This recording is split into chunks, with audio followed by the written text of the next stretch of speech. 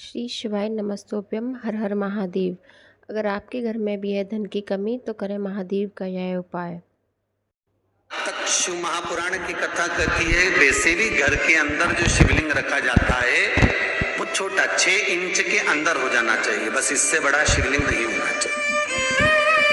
एक हाथ को ऐसी मुष्टिका बांध कर अपने अंगुष्ठ को उठाकर पृथ्वी पर रख कर देखना, जितनी बड़ी हाइट होती है बस उतना बड़ा घर में शिवलिंग, उतनी बड़ी घर में मूर्ति, उतनी बड़ी घर में पूजन मंडल में, अपने घर की पूजा बाड़ी में, अपने मंदिर में, अपने देवालय में उतनी बड़ी मूर्ति होना चाहिए। ज्यादा बड़ी मूर्ति होगी तो मंदिर जैसी सेवा चलनी चाहिए। बस इतना याद रखें कि घर की जो मूर्ति हो वो पोली ना हो।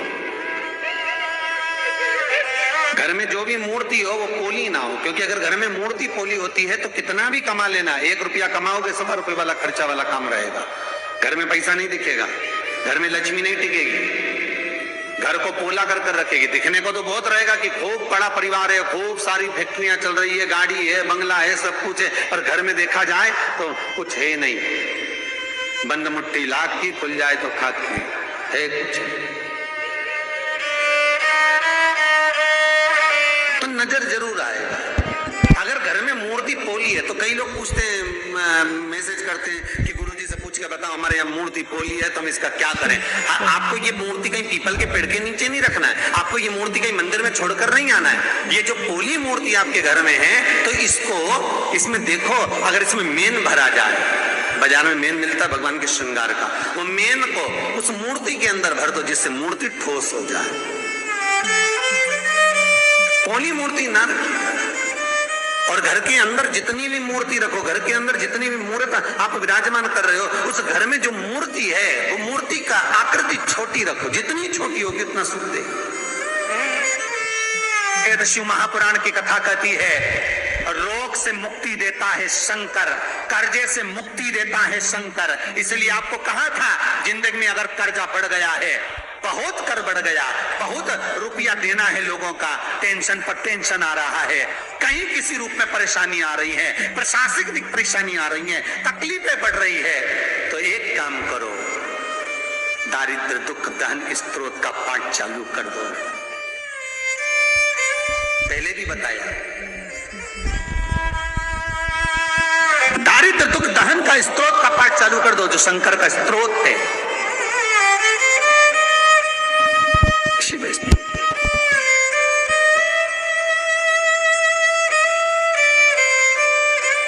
और शंकर का दुख दारिद्र दहन स्त्रोत का जब मनुष्य पाठ करता है, और फिर निवेदन करूंगा, अगर ज्यादा कर्जा है, कोई व्यक्ति आपका रुपया खाकर चले गया, बहुत टेंशन,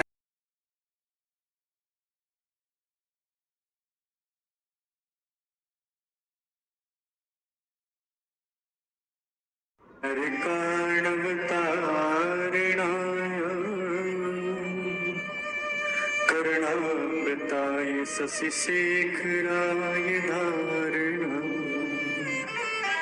कर्पूरी कांति धवलाय जटाधराय, दारिद्र्य दुख दहनाय नमः शिवाय, दारिद्र्य दुख दहनाय नमः शिवाय।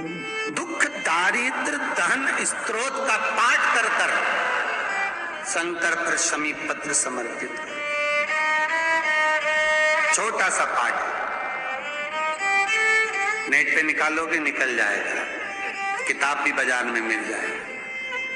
किसी के पास जाकर मत रो, किसी के पास जाकर कहोगे कि मुझे रुपया उधार दे दे, कर्जा चुकाना है, टेंशन चल रहा है, व्यापार में कोई साथ नहीं देगा।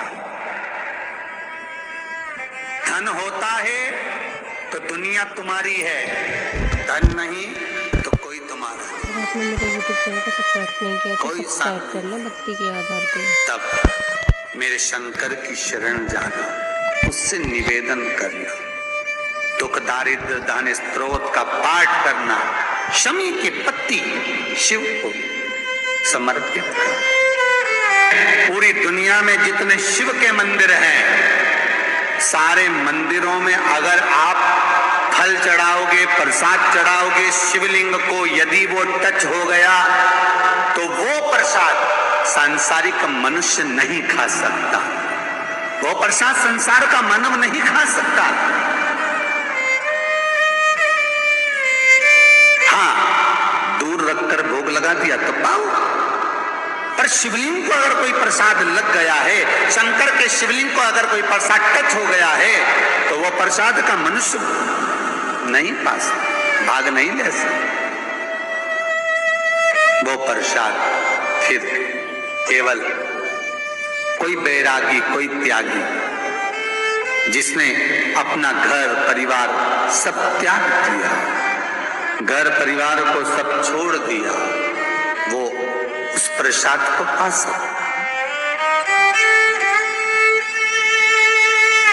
शिव महापुराण तो यहां तक कहती है, भगवान नाथद्वारे का प्रसाद आप 2-4 दिन रख लो, श्री जी बाबा का प्रसाद रख लो, वेंकटेश बाबा का प्रसाद रख लो, सत्यनारायण भगवान का प्रसाद 2-4 दिन रख लो, तुम्हारी मर्जी पड़े जिस प्रसाद को आप 4-5 दिन रखो, पर शंकर भगवान की पूजन का प्रसाद, शंकर के स्तवन का प्रसाद, भगवान शंकर का प्रसाद पूरी रात नहीं रखा था। जो लोग 16 सोमवार के व्रत करते हैं, संकट सोमवार का व्रत करते हैं, वो जानते हैं कि अगर संकट सोमवार में 16 सोमवार में अगर आपने व्रत करा है, उसका कोई शंकर जी का प्रसाद है, चूरमा है, कोई बना हुआ प्रसाद है, तो वो रात भर नहीं रखाता। क्यों? भगवान का प्रसाद तो रख सकते हो, पर शिव का प्रसाद रात भर नहीं। किस लिए? क्योंकि शंकर का प्रसाद रात जैसे जैसे ढलती है, रात जैसे अपने अपने आनंद पर आती है, रात्रि जब पूर्ण रात्रि में आवे, तब भगवान शंकर के प्रसाद पर प्रेतों का हिस्सा, भूतों का हिस्सा, शंकर भगवान के गणों का हिस्सा उसमें आ जाता है। फिर वो सांसारिक मनुष्य के लिए नहीं रहता, फिर वो संसार वालों के लिए प्रसाद नहीं रहता। वो भगवान नंदी, शृंगी, भृंगी, भूत, प्रेत, पलीत, इन सभी के जितने भी वो प्रसाद का भाग उनके पास चले गए, फिर उस प्रसाद का आपके लिए कोई लक्ष्य तत्व नहीं। एक मानवता ऐसी है, पूरी दुनिया में जितने शिवलिंग हैं, पूरी दुनिया में जिस पर चढ़ा हुआ प्रसाद आप नहीं पा सकते। बहुत ध्यान देना महाराज, कई कई मंदिरों में शंकर भगवान का अभिषेक होता है, शिव जी पे जल चढ़ता है, दूध चढ़ता है, दही चढ़ता है, पंचामृत चढ़ता है। लोग उसको एक बर्तन में झेल लेते हैं, पात्र में, और लोटा भर भर के सावन के महीने में जो निकल के जाए उसको एक लोटा भर भर के दे देते हैं।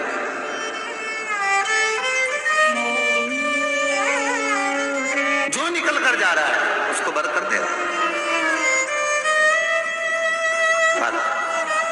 कई कई लोग तो ऐसे होते हैं जो शंकर जी का अभिषेक मंदिर में करते हैं, तो जो पंचामृत निकल कर आता है उसको झेल कर जो अभिषेक करने वाले होते हैं वो भी पी कर जाते। पहले मंदिर के पंडित जी से पूछो एक बार, पुजारी से, पंडित जी ये बताओ ये कौन सा शिवलिंग है? जिस मंदिर में आप अभिषेक करने जा रहे हो, जिस मंदिर में आप पूजन करने जा रहे हो, जिस मंदिर में आप पाठ करने जा रहे हो, जिस मंदिर में आप आराधना करने जा रहे हो, तो पहले पंडित जी से पूछो ये कौन सा शिवलिंग है। यदि ये नर्मदा के जल से निकला हुआ शिवलिंग है तो आप उस पर कुछ भी चढ़ाओ, खूब लोटा लोटा भर के पी जाओ, पर यदि ये नर्मदा के जल से नहीं निकला है, ये हाथ से निर्मित है, कहीं बाजार से खरीद कर लाए और तुमने उसको स्थापना कर दिया है,